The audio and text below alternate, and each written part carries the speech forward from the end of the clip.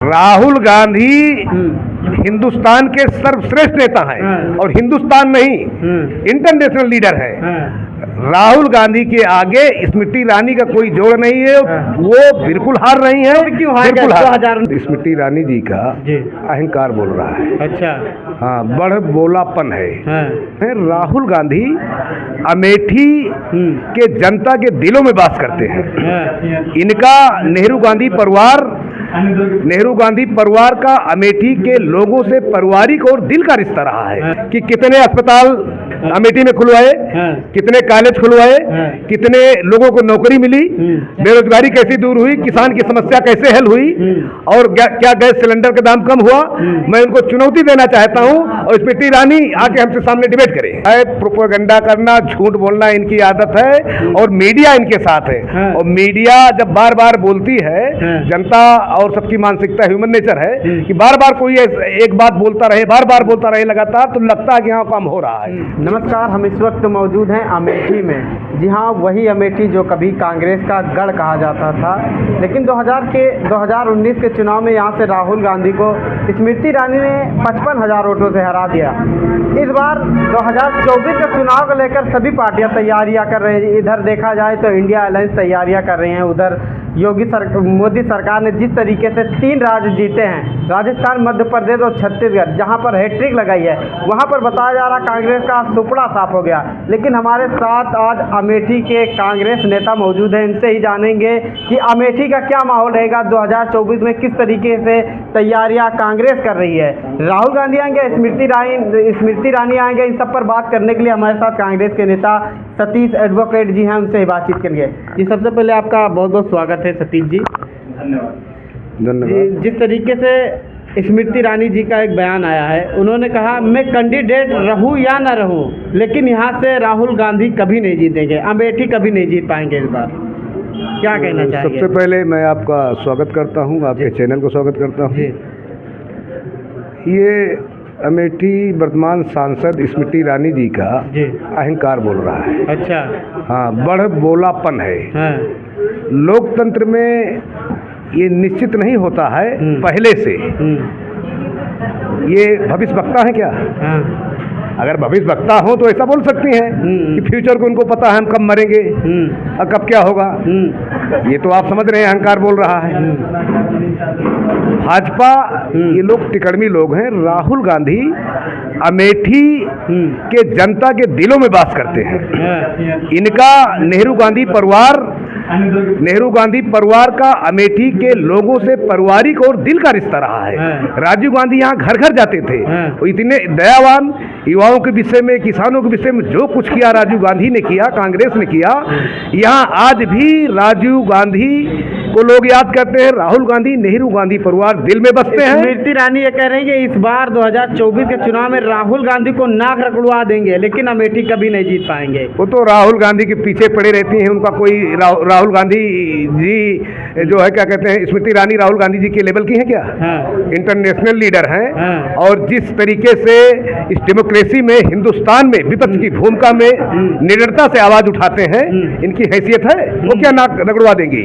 वो तिकड़म से पैसा का उपयोग करके और सत्ता का उपयोग करके एक बार 15 सालों से राहुल गांधी ने अमेठी को लूटा है। हमने 4 सालों में जितना काम कर दिया है, राहुल गांधी कभी सोच नहीं सकते सपने। हम कह रहे हैं कोई 5 काम इनका गिना दे।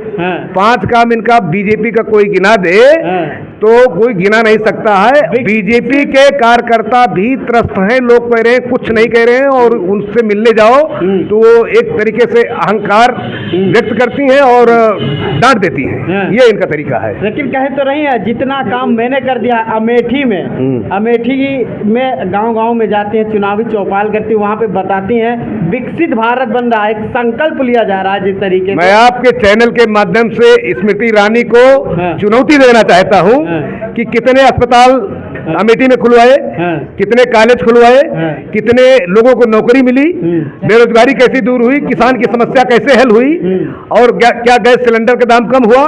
मैं उनको चुनौती देना चाहता हूं और स्मृति ईरानी आके हमसे सामने डिबेट करें। कह तो रहे 600 रुपए में सिलेंडर मिल रहा है। अरे झूठ बोलने की उनकी आदत जो है पड़ गई है और उनका तेज खत्म हो गया। चेहरे का तेज देखिए, वो झूठ बोलते बोलते तेज खत्म। रोडों का जाल बना हुआ है अमेठी में। स्मृति ईरानी कह रहे हैं जिधर भी जाइए रोडों का जाल है। रोडों का जाल सब कांग्रेस ने बनाया है। इनकी सरकार दिल्ली में भी है और प्रदेश में भी है और मेंबर ऑफ पार्लियामेंट अमेठी हैं और मिनिस्टर भी हैं।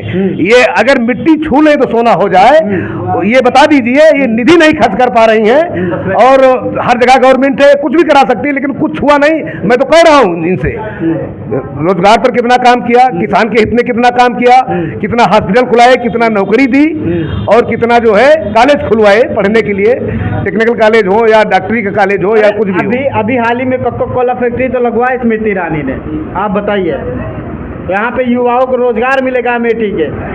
कितने लोग रोजगार पाए आपको पता है? कितने लोग पाए? जब पाएंगे तो बताइएगा। इनका केवल जो है प्रोपेगेंडा करना, झूठ बोलना इनकी आदत है और मीडिया इनके साथ है। और मीडिया जब बार बार बोलती है, जनता और सबकी मानसिकता ह्यूमन नेचर है कि बार बार कोई एक बात बोलता रहे, बार बार बोलता रहे लगातार, तो लगता है कि हाँ काम हो रहा है। तो इनका काम यही है। अब आप देख लीजिए, आप लखनऊ जाएंगे, इतनी होर्डिंग लग गई है कि सारा जनता के टैक्स पैसा जो है होर्डिंग में खर्च हो रहा है। यहाँ मुसाफिर खाना एक तहसील का ले लीजिए, यहाँ 15 दिन पे 3 होर्डिंग लग जाती है और एक होर्डिंग की कीमत 7,000 है और सात्विक 21,000। 21,000 15 दिन में केवल तहसील में होर्डिंग लगती है। और मुसाफिर खाना मार्केट में जो लगती है या जो लखनऊ में लगती है या पूरे देश में जो लगती है, ये सब जनता के टैक्स का पैसा है और ये बर्बाद कर रही है। अब जनता जो है सब समझ रही है। इनको समय आने पर बताएगी कि अमेठी में हम कैसे काम किए हैं और कैसे हम जीत रहे हैं। आपने देखा होगा जिस तरीके से कि देश पे कर्जा जो MNF का अलर्ट जारी कर दिया है भारत सरकार के लिए कि 255 करोड़ रुपए का कर्जा देश के ऊपर हो गया है। इससे पहले जब मनमोहन सिंह की सरकार थी तो 55 ही करोड़ रुपए थे, 55 लाख करोड़ थे। अब देश का कर्जा 2,255 करोड़ रुपए हो गए हैं। तो आप स्वयं देख रहे हैं कि 2,55 करोड़ हो गए। तो इनके गवर्नमेंट में देश पर कर्जा बढ़ा है। कर्जा इसलिए बढ़ा है, कर्जा भी बढ़ा है, महंगाई भी बढ़ी है।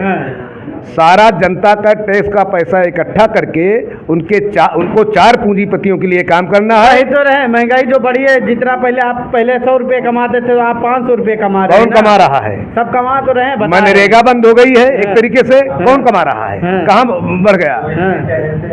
हमको बताइए, कौन कमा रहा है? किसी को रोजगार नहीं है। इनको सब पैसा जो जनता का टैक्स का है, 4 पूंजीपतियों का कर्जा माफ कर देना है और उनको दे देना है, वो अपना रोजगार करें। इसीलिए महंगाई बढ़ गई है। तो क्या लगता है 2024 को लेकर स्मृति ईरानी या राहुल गांधी अमेठी में? राहुल गांधी हिंदुस्तान के सर्वश्रेष्ठ नेता हैं और हिंदुस्तान नहीं, इंटरनेशनल लीडर है। राहुल गांधी के आगे स्मृति ईरानी का कोई जोड़ नहीं है। वो बिल्कुल हार रही है। क्यों हार गए? 2019 चुनाव क्यों हार गए? 2000 राहुल गांधी ईमानदार नेता हैं और भरोसेमंद नेता हैं, विश्वसनीय नेता हैं। उनके साथ छल हुआ, सत्ता का दुरुपयोग किया गया। दिल्ली और लखनऊ में इनकी सत्ता थी और अरबों में यहाँ कॉन्स्टिट्यूशन में पैसा खर्च हुआ है। इस तरीके से गंदगी फैला करके, बेईमानी करके इनकी जीत हुई है। आज भी राहुल गांधी, नेहरू गांधी परिवार अमेठी के जन जन के दिलों में बसते हैं। ये दिल के नेता हैं। ये दिल में जो बसते हैं, इसको स्मृति ईरानी कभी भी नहीं बस पाएंगी। ये मैं ऐसे नहीं बोल रहा हूँ। मैं दौड़ा करता हूँ, गांव-गांव में जाता हूँ और मैं भावनाओं को समझता हूँ, मैं तब बोल रहा हूँ। स्मृति ईरानी भी तो गाँव-गाँव जाती, चुनावी चौपाल कर रही है। कुछ भी हो जा रही है, लेकिन अमेठी की जनता के दिल में नहीं बसे हैं। वो कार्यकर्ता के जनता हमारे भाई अमेठी की दीदी है। वो कार्यकर्ता के दिल में नहीं बसे, अमेठी की जनता के दिल में क्या बसेंगे? दीदी अमेठी की, वो दीदी जबरदस्ती कहलवाती हैं। जबरदस्ती डर बस दीदी कहलवाती हैं। दीदी अंतरात्मा से स्वतः अगर किसी को निकलता हो तो बता दे मुझे कोई। पालिश लगाने में कुछ लोग बोल देते हैं, कुछ लोग एक व्यक्ति तो गया था, उनको मैडम बोल दिया था और मैडम बोल दिया था, गुस्सा हो गई कि मुझे दीदी कहो। और जबरदस्ती दीदी कहलवाती हैं। दीदी तो दिल से निकलता है। दीदी ऐसे थोड़ी लोग कहते हैं। दीदी जब अच्छा देखेंगे विचारधारा, तब दीदी अंतरात्मा से निकलेंगे ना। जब ऐसे दीदी कहलवाती हैं, दीदी काबिल नहीं है वो, हम तो दीदी नहीं कह सकते उनको।